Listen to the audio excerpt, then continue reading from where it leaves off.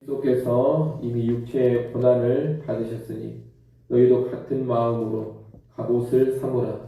이는 육체의 고난을 받은 자는 죄를 그쳤음이니 그 후로는 다시 사람의 정욕을 따르지 않고 하나님의 뜻을 따라 육체의 남은 때를 살게 하려 함이라. 너희가 음란과 정욕과 술 취함과 방탕과 향락과 무법한 우상 숭배를 하여 이방인의 뜻을 따라 행한 것은 지나간 때로 족하도다.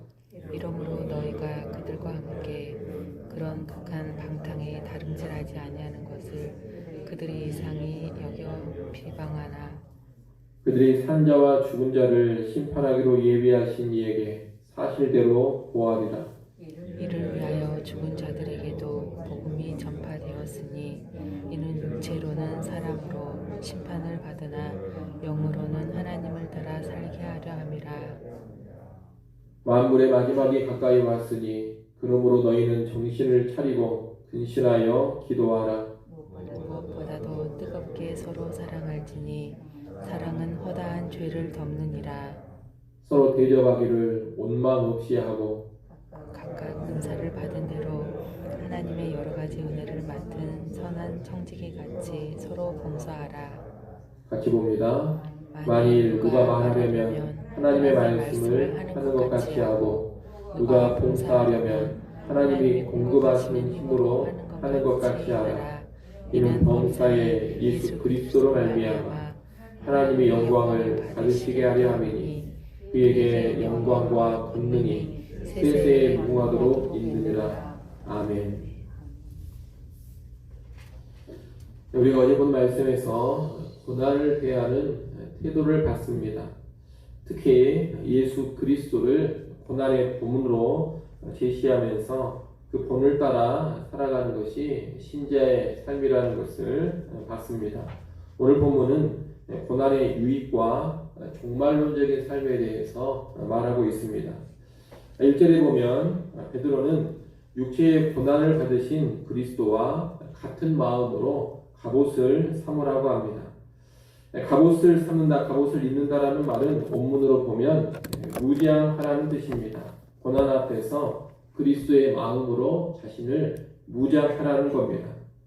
그리스도께서는 선한 목적을 위해 고난을 받으셨고 고난 후에 영광을 보시면서 고난을 감수하셨습니다. 바로 그런 그리스도와 같은 마음으로 고난을 대하라는 겁니다. 한마디로 기꺼운 마음으로 고난을 대하라는 것인데 왜 그렇게 해야 합니까? 유익이 있기 때문입니다. 그리스도께서도 유익이 있기 때문에 고난을 기쁨으로 감수하셨습니다. 신자들 역시 유익이 있기 때문에 예수 그리스도처럼 고난을 기쁨으로 감수하는 겁니다.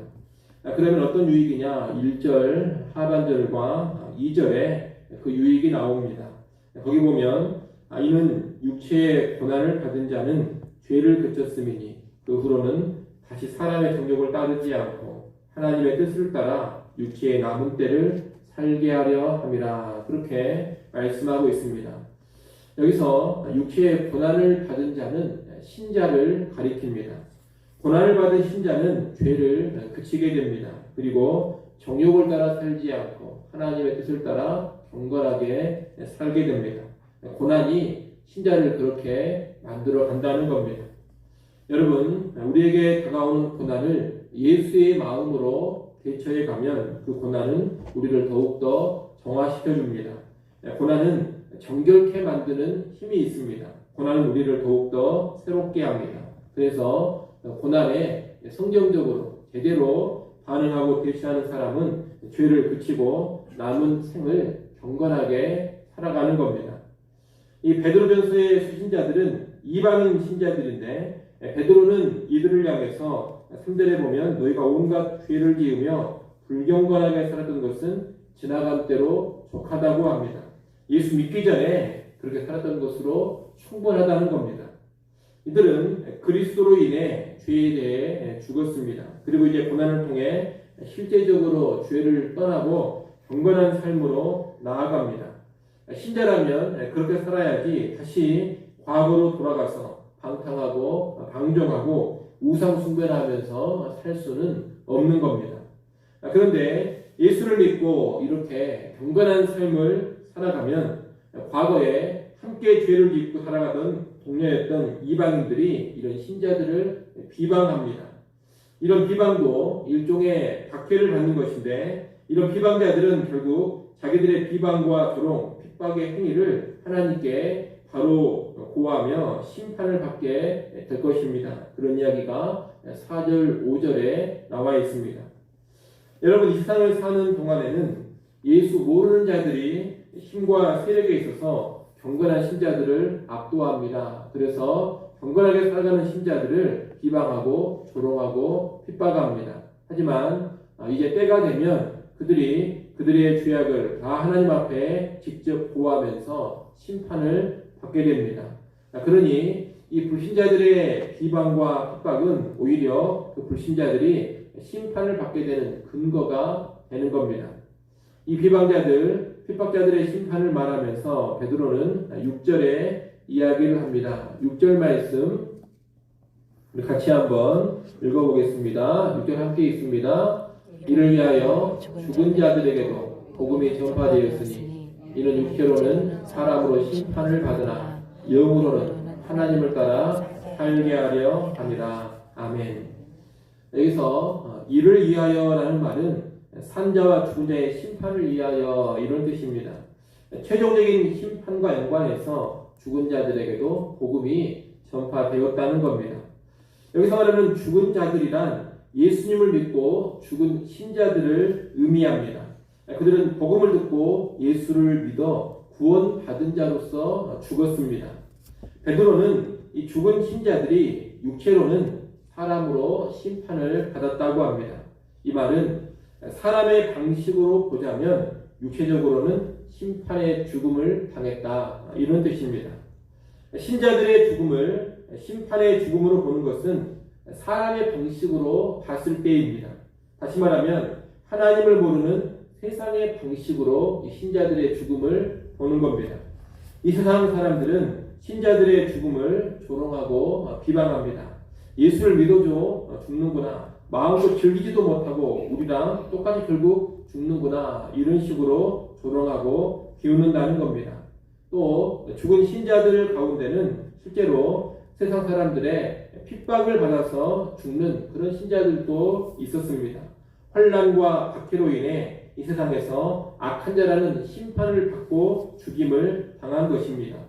그래서 이 신자들의 죽음을 육체로는 사람으로 심판을 받은 것이다, 이렇게 말하고 있는 겁니다.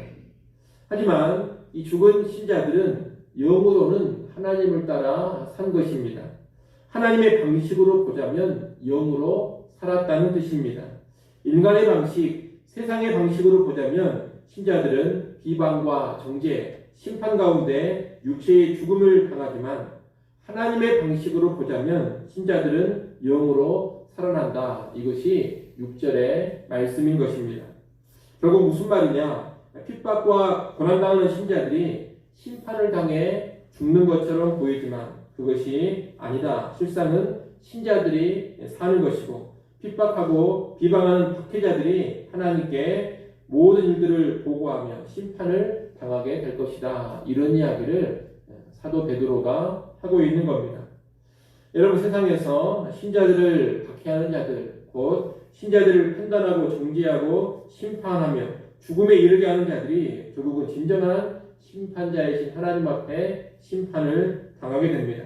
그리고 신자들은 영원한 생명을 누리게 됩니다. 그렇기 때문에 신자들은 이 땅을 살아가는 동안 죽음조차 두려워하지 않고 세상의 비방과 조롱, 핍박 앞에 담대히 서는 것입니다. 세상 사람들은 신자들을 향해서 왜 우리와 함께 죄를 짓지 않느냐, 왜 우리와 함께 방탕하게 살지 않느냐, 왜 우리와 함께 우상 숭배하지 않느냐, 왜 세상의 풍조를 따라 살아가지 않느냐, 이러면서 비방을 하고 핍박합니다. 그래도 우리가 그 앞에 굴복해서는 안 됩니다. 심지어 그로 인해 육체의 죽음이 찾아온다 하더라도 굴복해서는 안 됩니다. 장차 그런 핍박자들이 심판을 받고 신자들은 영원한 생명을 누리기 때문입니다. 이런 소망 가운데 환난과 핍박, 고난 가운데서도 신자들은 죄를 끊고 더욱더 경건하고 정결한 삶으로 나아가야 하는 겁니다. 이어지는 7절로 11절은 고난받는 신자들이 보여줘야 될 적극적인 모습을 말해줍니다. 이제 만물의 마지막이 가까이 왔습니다. 산자와 죽은 자를 심판하는 그 최후의 날이 가까이 오고 있는 것입니다. 그때 득세하던 불신자들, 핍박하던 악인들은 하나님 앞에서 심판을 받을 것이고 신자들은 영원한 영광과 생명을 누리게 될 것입니다. 그러니 환난과 핍박 가운데서도 무엇보다 먼저 신자들은 정신을 차리고 근신하여 기도해야 합니다. 힘들고 어렵다고 낭망하거나 영적으로 안일해지면 안 됩니다. 최후 승리의 날이 다가오고 있으니 정신을 바짝 차리고 기도해야 합니다. 기도를 해야지만 비웃고 조롱하고 핍박하는 세상의 풍조에 휩쓸리지 않을 것이고 우리를 비방하는 세상의 소리에 무너지지 않을 것입니다. 기도해야지만 모든 것들을 버텨내고 이겨갈 수 있다는 겁니다. 개인적으로는 그렇게 기도로 깨어 있으면서 동료 신자들을 향해서는 뜨겁게 서로 사랑해야 합니다. 8절 말씀을 한번 읽어보십시오. 8절 말씀 읽습니다. 무엇보다도 뜨겁게 서로 사랑할지니 사랑은 허다한 죄를 덮느니라. 아멘. 서로 사랑하라 이런 명령을 주고 있습니다. 사랑하되 어떻게 사랑하라고 합니까? 뜨겁게 사랑하라고 합니다. 열정적으로 사랑하라는 것입니다. 성도들은 만물의 마지막이 가까이 왔음을 알고 서로 뜨거운 사랑으로 사랑해줘야 됩니다. 특별히 그 사랑은 어떤 모습으로 나타나야 되느냐? 허다한 죄를 덮어주는 모습으로 나타나야 합니다. 서로 간에 허물을 용서해주는 그런 모습으로 사랑이 나타나야 한다는 겁니다. 사랑의 가장 중요한 특징이 뭐냐? 용서해 주는 것입니다. 그러니 성도들은 서로 뜨겁게 사랑하면서 무엇보다 허물이 있는 것, 자신에게 죄 지은 것이 있으면 용서해 주는 모습을 보여라. 그렇게 말하고 있는 겁니다. 또 구절에 보면 서로 대접하기를 원망 없이 하라고 합니다. 이 말은 불평하지 말고 대접하라는 뜻입니다. 성도를 대접하며 섬기는 일이 힘들 수 있습니다. 또 때로는 귀찮을 수도 있습니다. 하지만 그렇다 해서 불평하지 말고 오히려 더 잘 대접해서 섬겨라. 이런 권면이 9절의 권면입니다. 또 성령의 은사를 받은 대로 서로 봉사해야 합니다. 은사라는 것은 하나님이 주신 것입니다. 그러니 내 것이라고 생각하지 말고 주인의 것을 맡은 청지기처럼 자기를 여기면서 성도를 섬기는데 그런 은사들을 잘 쓰라는 겁니다. 또 이 섬김은 겸손해야 합니다. 11절에서 겸손을 말합니다.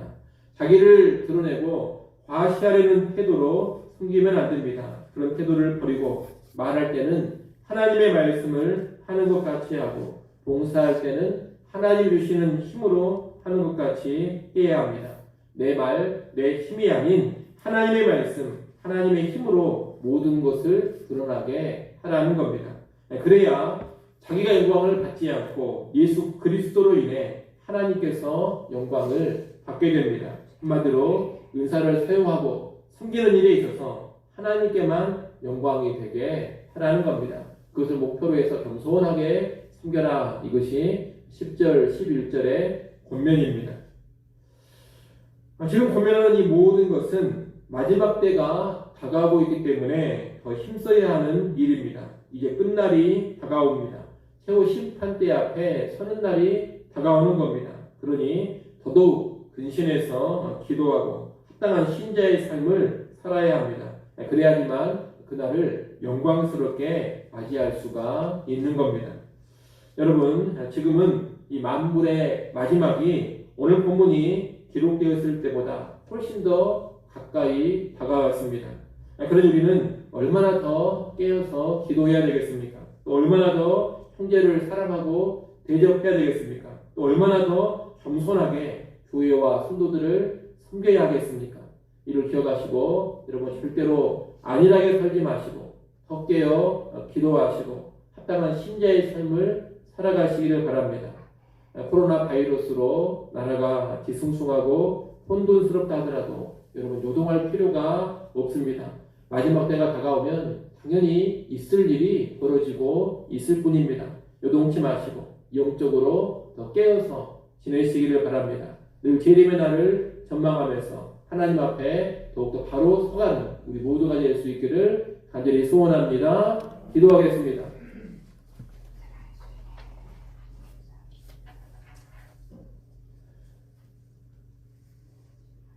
하나님 아버지, 이 세상은 우리의 믿음의 삶, 경건의 삶을 조롱하고 비방하고 때로 핍박하고 죽이기까지 합니다. 하지만 우리와 그들의 최종적인 결과를 전망하면서 믿는 우리가 담대하게 살아가게 하시고 죄를 버리고 경건한 삶에 더욱 힘쓰게 하여 주시옵소서. 이 마지막 때에 적극적으로 깨어서 기도하게 하시고 사랑하게 하시고 대접하며 섬기게 하시고 겸손히 우리의 은사를 따라 교회와 성도들을 섬겨가게 하여 주시옵소서. 이 모든 과정을 통하여 그 재림 앞에 우리 모든 성도들이 영광과 기쁨으로 서게 하여 주시옵소서. 오늘 하루 살아갈 때에도 재림을 소망하며 살아가게 하여 주옵소서. 이 시간도 하나님 앞에 나와 기도할 수 있게 해주셔서 감사합니다. 주님, 우리는 연약합니다. 우리는 부족합니다. 기도하는 우리의 모습을 주님 긍휼히 여겨주시고 새롭게 하시고 하늘로부터 새로운 힘과 능력을 공급하여 주시옵소서. 우리의 모든 필요한 것들 하나님 의지하며 나가고 있사오니 우리의 모든 필요들을 채워 주시옵소서. 코로나 바이러스가 더욱더 광주 지역에 확산되고 있습니다. 주님 불쌍히 여기시고 긍휼을 베풀어 주시옵소서. 확산이 멈추어지게 하시고 또 하루속히 백신도 개발되어서 우리의 삶이 안정될 수 있도록 은혜 베풀어 주시옵소서. 예수님의 이름으로 기도드리옵나이다. 아멘.